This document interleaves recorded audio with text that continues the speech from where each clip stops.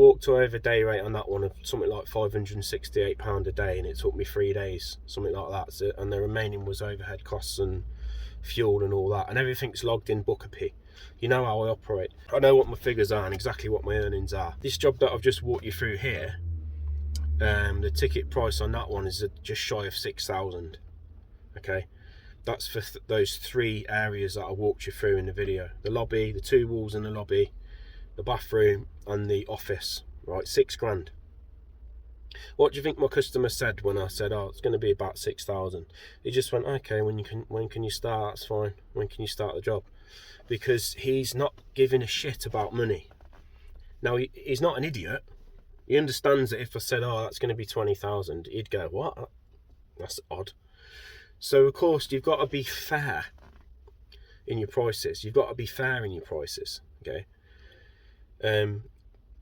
But if we look at the spectrum of a tradesman's potential earnings per day, we know that electricians and plumbers can command upward of £600 or £500, depending on what they're doing. The reason for that is their skill set is extremely specialist compared to somebody that is doing cosmetic work, which is what we do as plasterers. It's mostly cosmetic.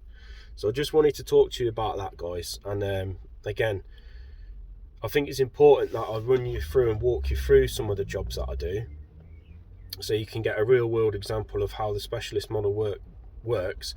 Think of it like this, because I spent years trying to replicate high profit jobs, and I struggled.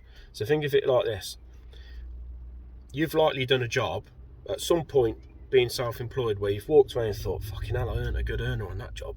I did really well. If only I could get jobs like this every week, I'd be laughing. I'd be, I'd finally live the life that I want to live. If I could get these type of jobs every single week. That's what I did. I basically analysed it. Which are the most high profit jobs for me? What are the type of customers that are more likely to pay me the prices I want? Where do they live? How old are they? What do they typically earn? What do they drive? What is it they look for in a tradesperson? What are their values? All these little questions, right? You've got to sit down at some point and do an analysis on the market and who is your target customer. Because like I've said to you before, guys, not everybody that phones you up and says, I've got a job, not everybody is your customer. And the fastest way to identify them is by giving them a price estimate. And it might sound a bit shallow, but you know what your earnings you want. You can only do a handful of jobs in a year, like I've said. You know what earnings that you want. So by giving them a price estimate immediately, they're either going to go that, or they're going to go, okay, that's fine. What's your availability? And you need to do that. You need to get that key question out the way, because if you spend 3 hours putting prices together, price shopping on materials, typing up quotes, emailing it off, you're going to build up that excitement, thinking this is a right juicy job, I hope I get this one, okay? And if they ghost you, if they don't come back to you, you're going to feel betrayed in some way, because you've parted with your time. You've given them something, which is knowledge, time and cost, but now they've just basically erased you and deleted you and gone on to the next tradesperson. So now you're feeling a little bit hard done by, like, hang on a minute, I took the time to help this person, even if it was just in some small way, by giving them my knowledge, experience and advice on their project. I took the time to put that quotation together and sat there for 45 minutes getting the best prices and the best cost. Presented it well, I presented it professionally, and they've not even got the decency to say thank you, I appreciate your time, but it's going to be a little bit out of our budget zone, or it's we've decided to weigh up our options, we're not sure what we're going to do yet, but we'll come back to you. They've not even been asked to do that. They've just basically binned me off and erased me like I'm a piece of shit. So that's why tradesmen get this bitterness and this hostility sometimes you'll see online towards customers, because they get rejected so many times that they feel bitter.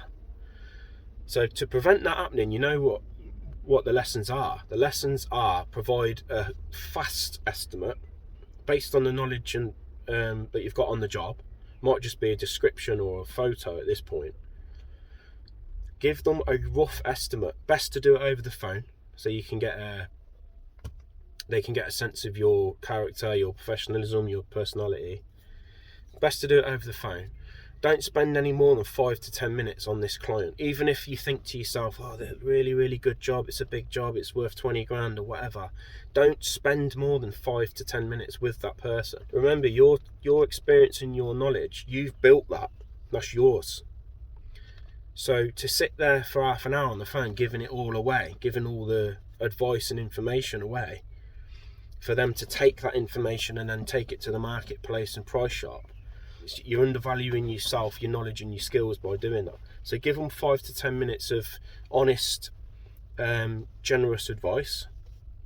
5 to 10 minutes, then talk money, and stop there. You've given them the value now, you've given them the information, you've told them how much you expect to be paid if you want to be involved in this project. Now it's down to them to show interest and go, you know what, yeah, we are interested, could you come round and have a look. Make sure you get that done, guys, because I hate seeing hard-working tradespeople being taken the piss out of like this, and it's happened to me for years, and that's why this part of the reason the coaching group was born. But anyway, listen, that's 20 minutes of me rambling on now, and I apologise that I sound funny today. I'm still getting over this flu. Guys, I'm going to end it with this. You went self-employed to create a better life for you and your family, yeah? A better life. Not so you could be worse off than an employee. An employee will typically work between, I don't know, 8:30 and 4 on the tools, yeah? He'll get home and he'll completely switch off from work. He hasn't got to think about his day job again now till he wakes up and picks his nose the next morning. He'll get 28 days paid a year, including bank holidays. Think about that. He'll get a pension typically as well. So if we're going to go into business and work for ourselves, right, we need to make sure that eventually, because obviously this ain't going to happen straight away, we've got to make sure that our end goal involves us living a lifestyle where we're better off than somebody that's employed, better off. We're earning more. We're getting the time off we deserve. Okay? We're providing that lifestyle for our family. We've got the flexibility that we want in our business. Oh, my son's got his school assembly tomorrow. He's going to be, on stage and doing this play. It's important that I'm there. So when he looks around in the crowd, he sees his dad. It's important that I'm there. You can do that as a self-employed person. You can go, you know what, I ain't going in tomorrow. Text the customer. Listen, I'm not going to be able to make it on site tomorrow. Family issues come up. I'll be back Friday. Go to your little boy's play.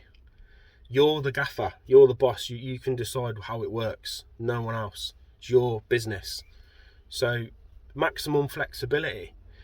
These are the reasons we go self-employed. Maybe you want to work around the school run so that you can drop your boys off or girls. Do your day's work and pick them up again, which is how I had my business running for years. I still do now. I've just dropped my boys off to Breakfast Club now. So, guys, you went self-employed to create a better life for you and your family, not so you could be worse off than an employee. Think about that, and let me know your thoughts in the comments on this video. Have a good day, guys. Thank you.